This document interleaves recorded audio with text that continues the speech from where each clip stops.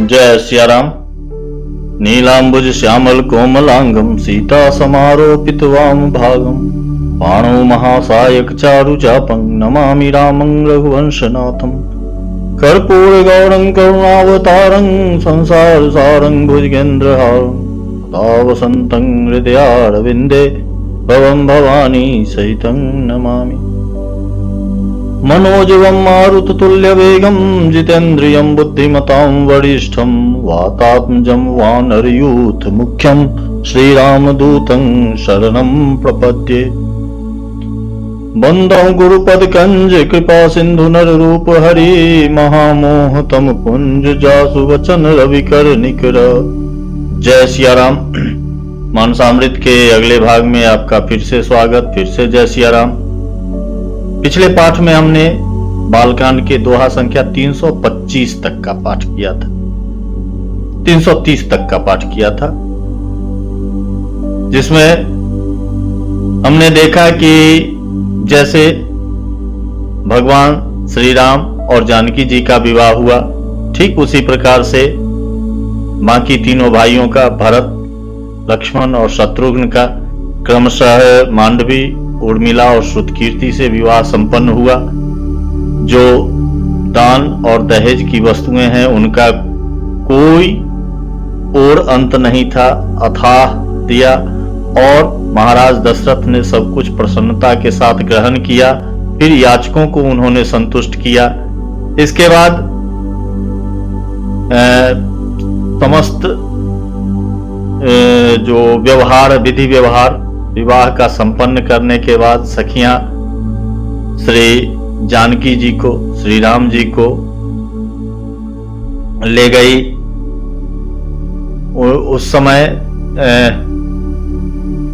जो आनंद था उसका वर्णन नहीं किया जा सकता। इसके बाद सभी बारातियों का महाराज जनक ने सम्मान किया, उनका स्वागत किया। अब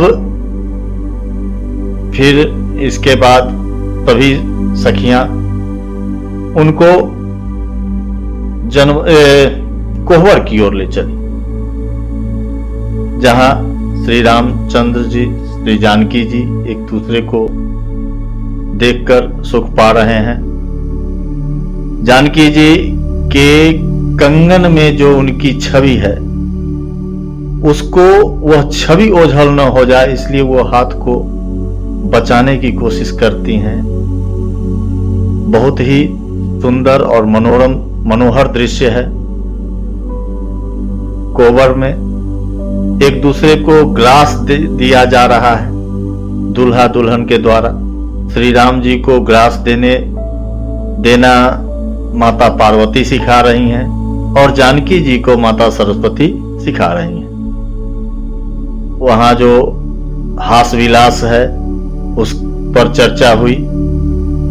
अब इसके बाद सभी सखियां रनिवास के सारे विधि विधानों को पूरा करते हुए समस्त वधुओं को, यानी चारों बहुओं को दूल्हे के साथ लेकर जनवासे की ओर चली।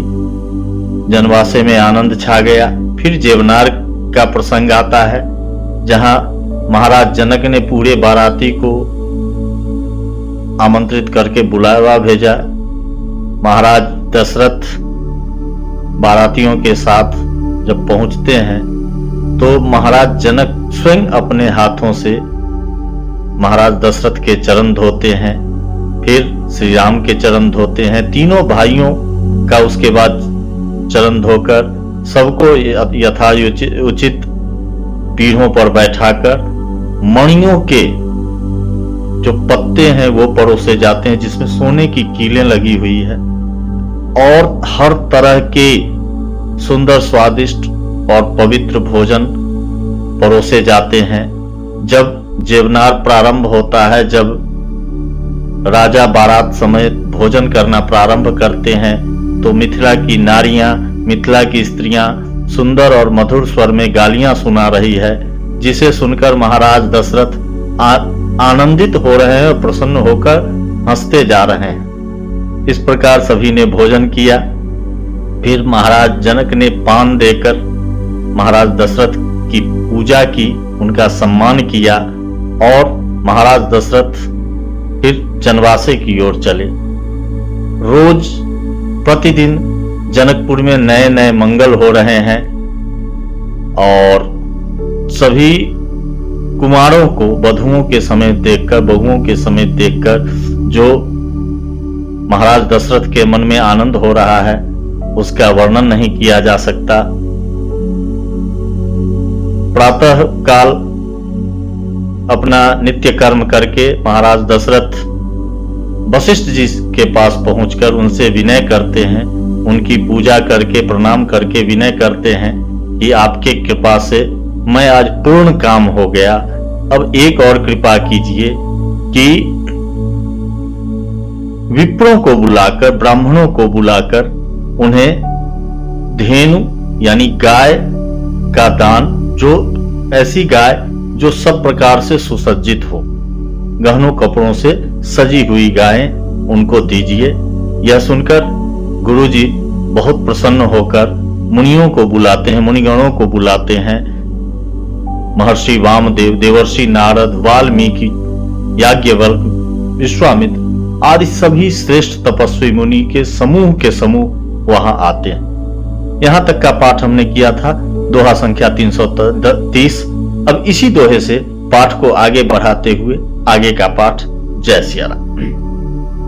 वामदेव अरुदेव ऋषि वाल्मीकि जावालि, आए मुनिवर निकर तव कौशिकादि तपसाली। दोहा संख्या 330। आगे। दंड प्रणाम सबहि नृप किन्हे, पूजी सप्रेम बरासन दिन्हे, चारि लक्ष बर धेनु मगाई, काम सुरभि समशील सुहाई। राजा ने सबको दंडवत प्रणाम किया और प्रेम सहित पूजन करके उन्हें उत्तम आसन दिए। 4 लाख उत्तम गायें मंगवाई जो कामधेनु के समान अच्छे स्वभाव वाली और सुहावनी थी। सब विधि सकल अलंकृत किन्ही, मुदित महिप महिदेवन दिन्ही, करत विनय बहु विधि नर नाहु, लहू आज जग जीवन लाहु।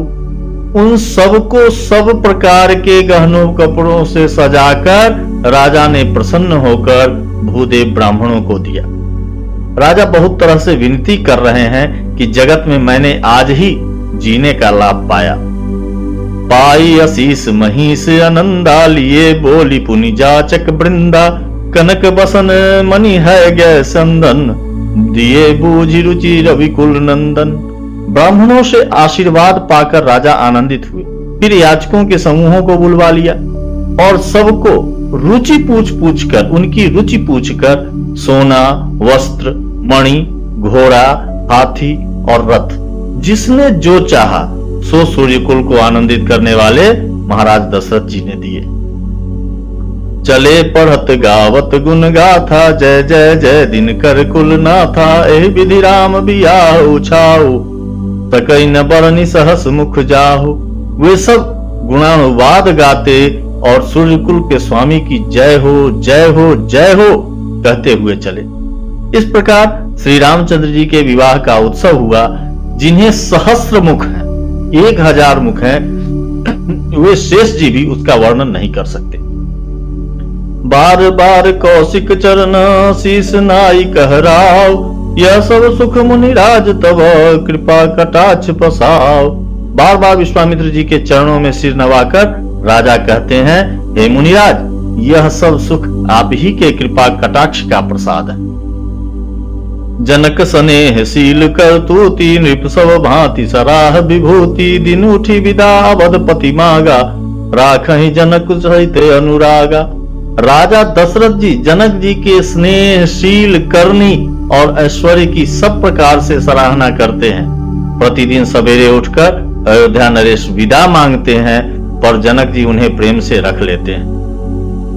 नित नूतन आदर अधिकाई, दिन प्रति सहस भांति पहुनाई, नित नव नगर आनंद उछाहु, दशरथ गवन सुहाई न काहू। आदर नित्य नया बढ़ता जाता है। प्रतिदिन हजारों प्रकार से मेहमानी होती है। नगर में नित्य नया आनंद और उत्साह रहता है। दशरथ जी का जाना किसी को नहीं सुहाता। बहुत दिवस बीते यही भांति, जनु स्नेह रज बंधे बराती। कौशिक सतानंद तब जाई, कहा विदेह नृपहि समुझाई। इस प्रकार बहुत दिन बीत गए, मानो बाराती स्नेह की रस्सी से बंध गए हों। तब विश्वामित्र जी और सतानंद जी ने जाकर राजा जनक को समझाकर कहा, अब दशरथ कहूं आयसु देहु, यद्यपि छाड़ी न सकहूं सनेहु। भले ही नाथ कही सचिव बुलाए, कही जय जीव शीस तिन्ह नाय। यद्यपि आप स्नेहवश उन्हें नहीं छोड़ सकते, तो भी अब दशरथ जी को आज्ञा दीजिए। हे नाथ, बहुत अच्छा कहकर जनक जी ने मंत्रियों को बुलवाया। वे आए और जय जीव कहकर उन्होंने मस्तक नवाया। अवधनाथ चाहत चलना, भीतर करहूं जनाव। भय प्रेम बस सचिव सुनी, विप्र सभासद राव। जनक जी ने कहा कि अयोध्यानाथ चलना चाहते हैं, भीतर रनिवास में खबर कर दो। यह सुनकर मंत्री, ब्राह्मण, सभासद और राजा जनक भी प्रेम के वश हो गए।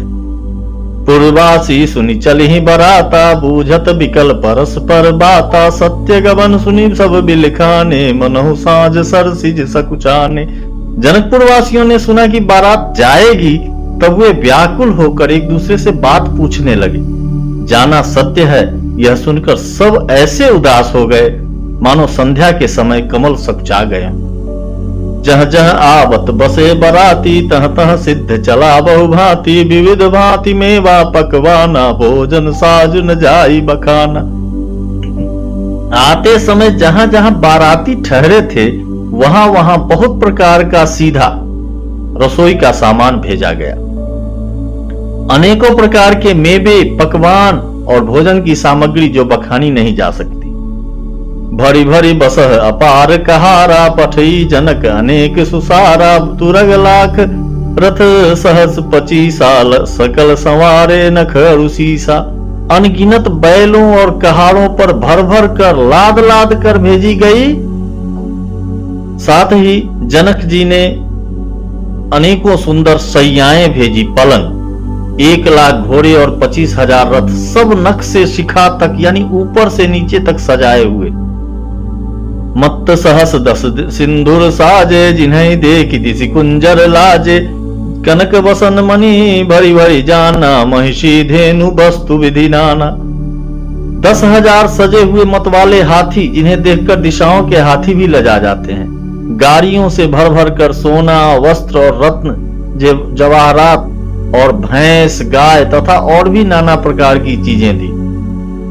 दाई अमित न सकिय कही, किन दिन विदेह बहोरी। जो अवलोकत लोकपति, लोक संपदा थोड़ी। इस प्रकार जनक जी ने फिर से अपरिमित दहेज दिया, जो कहा नहीं जा सकता और जिसे देखकर लोकपालों के लोगों की संपदा भी थोड़ी जान पड़ती है। सब समाज यही भांति बनाई, जनक अवधपुर दिन पठाई। चली बारात सुनत सब रानी, बिकल मीन गलन जनु लघु पानी। इस प्रकार सब सामान सजाकर राजा ने जनक ने अयोध्यापुरी को भेज दिया। बारात चलेगी, यह सुनते ही सब रानियां ऐसी विकल हो गई मानो थोड़े जल में मछलियां छटपटा रही हैं। पुनि पुनि सिय गोद करी लेहि, देह आशीष सिखावन देहि। होयहु संतत पियहि पियारी, चिरुहि बात आशीष हमारी। वे बार बार सीता जी को गोद कर लेती हैं और आशीर्वाद देकर सिखावन देती हैं, सीख देती हैं। तुम सदा अपने पति की प्यारी हो, तुम्हारा सुहाग अचल हो, यही हमारी आशीष है। सास ससुर गुरु सेवा करे हूँ, पति रुख लकिया यसु अनुसरे हूँ। अति स्नेह बस सखी सयानी, नारी धर्म सिख वही मृदुवानी। सास, ससुर और गुरु की सेवा करना, पति का रुख देखकर उनकी आज्ञा का पालन करना। सयानी सखियां अत्यंत स्नेह के वश कोमल वाणी से स्त्रियों के धर्म सिखलाती हैं। सादर सकल कुंवरी समुझाई, रानिन बार बार उड़लाई। बहुरी बहुरी भेंट ही महतारी, करहीं कहीं बिरंची रची कत नारी। आदर के साथ सब पुत्रियों को स्त्रियों के धर्म समझाकर रानियों ने बार बार उन्हें हृदय से लगाया। माताएं फिर भेंटती और कहती हैं कि ब्रह्मा ने स्त्री जाति को क्यों रचा। तही अवसर भाइन सहित राम भानुकुल केतु, चले जनक मंदिर मुदित विदा करावन हेतु। उसी समय सूर्य वंश के पताका स्वरूप श्री रामचंद्र जी भाइयों सहित प्रसन्न होकर विदा कराने के लिए जनक जी के महल को चले। चारियों भाई सुभाए सुहाए, नगर नारी नर देखन धाय, को कह चलन चहत हैं आजू, किन विदेह विदा कर साजू। स्वभाव से ही सुंदर चारों भाइयों को देखने के लिए नगर के स्त्री पुरुष दौड़े। कोई कहता है आज ये जाना चाहते हैं। विदेह ने विदाई का सब सामान तैयार कर लिया है। लेहु नयन भरी रूप निहारी, प्रिय पाहुने भूप सुत चारी, को जाने के ही सुकृत सयानी, नयन अतिथि किन्हे विधियानी। राजा के चारों पुत्र इन प्यारे मेहमानों के मनोहर रूप को नेत्र भरकर देख लो। हे सयानी, कौन जाने किस पुण्य से विधाता ने इन्हें यहाँ लाकर हमारे नेत्रों का अतिथि किया है। मरणशील जिमि पाव पीयूषा, सुरतरु लहे जन्म कर भूखा, पाव नार की हरिपद जैसे, इनकर दर्शन हम कह तैसे। मरने वाला जिस तरह अमृत पा जाए, जन्म का भूखा कल्प वृक्ष पा जाए, और नरक में रहने वाला या नरक के योग्य जीव जैसे भगवान के परम पद को प्राप्त हो जाए, हमारे लिए इनके दर्शन वैसे ही हैं। निरखी राम शोभा उर्धर हूँ, निज मन फनी मूर्ति मणि कर हूँ, यही विधि सब ही नयन फल देता, गए कुंवर सब राज निकेता। श्री रामचंद्र जी की शोभा को निरख कर हृदय में धर लो, अपने मन को सांप और इनकी मूर्ति को मणि बना लो। इस प्रकार सबको नेत्रों का फल देते हुए सब राजकुमार महल में गए, राजमहल में गए। रूप सिंधु सब बंधु लखी, हर्षि उठार निवास, करहि निछावर आरती, महामुदित मन सासु। रूप के समुद्र सब भाइयों को देखकर सारा रनिवास हर्षित हो उठा। सासुएं महान प्रसन्न मन से निछावर और आरती करती। जय सिया राम। दोहा संख्या 335। फिर मिलते हैं मानसामृत के अगले भाग में अगले पाठ के साथ। तब तक के लिए जय सिया राम।